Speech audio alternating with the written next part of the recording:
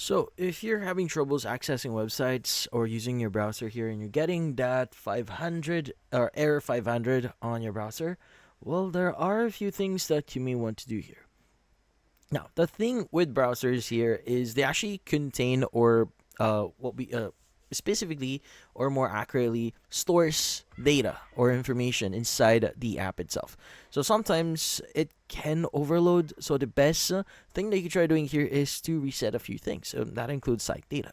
So you want to open up your browser. You want to go and click on the three dot option at the top right here. By the way, I'm using Google Chrome. If you're wondering, let's go to our settings here.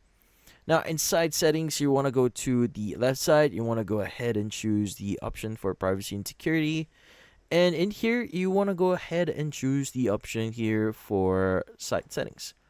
Now, inside settings here, what we need to do is you want to go ahead and choose the following. It's going to be third-party cookies. Now, I would recommend you to delete certain site cookies here. So you want to go and click on the trash can icon here if you're not frequently using that website. So it actually helps a lot. Now, also, what you need to do is you want to go ahead and choose the option here for specifically one that says view permissions and data stored across sites here. So we want to go and just select that. And what I would highly recommend you try doing here is you want to go and just look for the website you're trying to access here, or if you're accessing Google, what you need to do is you want to go and click on the trash can icon here, and basically deleting that information. Let's go and click on delete here. So site data.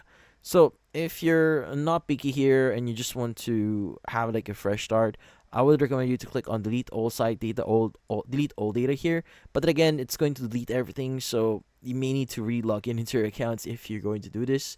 But once you've done that, that should fix your issue. But that's about it. So hopefully this video was able to help you like and subscribe to our channel. Thank you for watching.